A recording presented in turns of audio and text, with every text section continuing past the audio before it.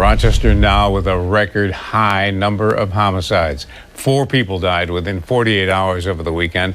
Now we learn in the 48 hours since then, police have made 3 arrests in 2 of those cases. And as we hear from Jane Flasch tonight, it is a dent in what has become the deadliest year in Rochester history. Jane? Well, Don, there have been a record 75 homicides this year, more than any other year. Today, I sat down with the U.S. Marshal and some of the top law enforcement officers in Monroe County who walked me behind the efforts to solve these crimes.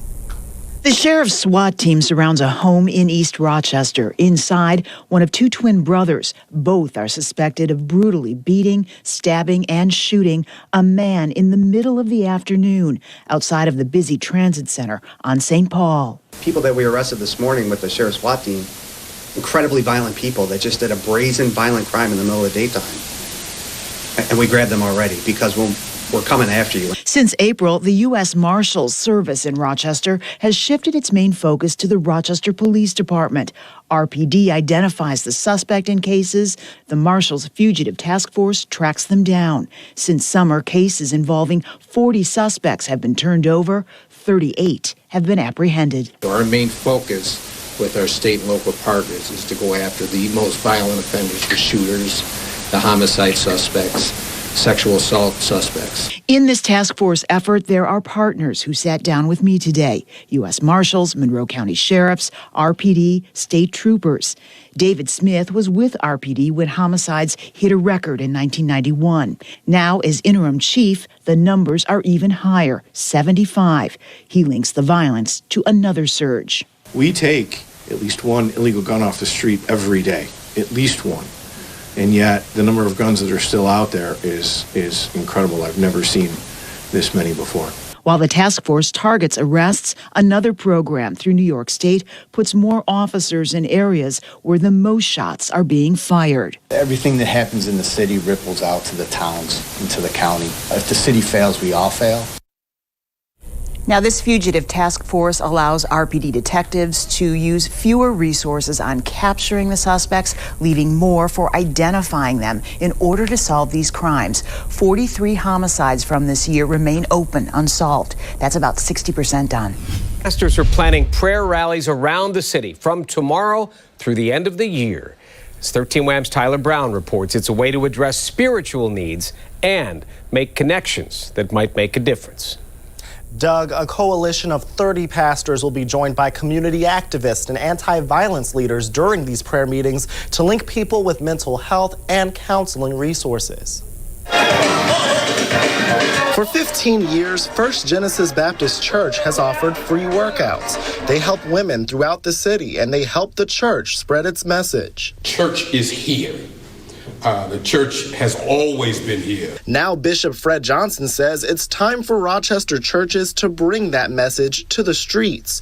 He is one of 30 pastors planning daily prayer services using a spiritual approach to Rochester's surging violence problem. We want to begin and to continue to pray in meaningful ways, in a visible way, outside of the church house, on the corner, interacting with people as the Lord determines for that. Church leaders will be joined by anti-violence activists, so people who hear their prayers might have those prayers answered.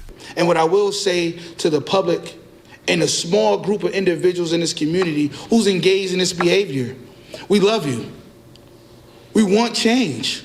We want you to change. Isaiah Santiago, a School of the Arts senior, believes church leaders can make a difference. A lot of us, what we don't understand is that this is a result of hurt young people. Hurt young people who simply don't know how to deal with their hurt but to hurt others.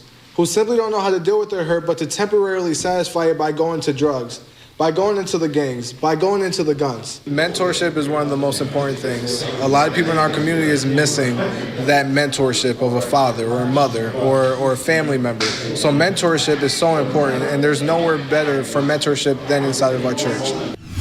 Well, right now, with just 10 days until Thanksgiving, Carla Rogner joins us, sharing the county's critical message to the community. Carla? That's right. Healthcare leaders say this surge comes down to lots of factors like the highly contagious Delta variant, colder weather, but especially those who remain unvaccinated. They say they expected a spike in cases, but nothing like this. The heads of area hospital systems made a plea to the community Monday. Please get vaccinated for yourself, your loved ones, your community, and for your healthcare heroes who are trying to care for the entire community. As COVID-19 cases surge across Western and upstate New York, hospitalizations are climbing as well. Our staff is exhausted.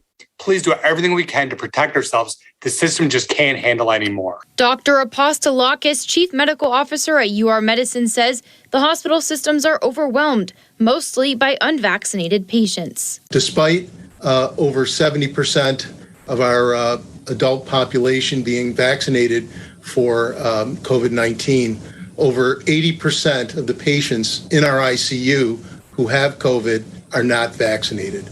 The non-vaccinated patients in our ICU with COVID are younger, generally in their 50s, as opposed to the few vaccinated patients in our ICU who are usually 75 or older. Both Monroe and Erie County leaders are calling the vaccine the key to getting the pandemic under control, especially now that anyone 5 and older can get a shot. We do need to recognize the unquestionable value of vaccination and its proven ability to protect us from hospitalization or death. Health officials also reminding those eligible, now is the time to get a booster dose to continue defending yourself against serious illness from COVID-19. A reminder, people at higher risk of getting COVID-19 can get a booster shot 6 months after their last Pfizer or Moderna vaccine and 2 months after the Johnson & Johnson shot.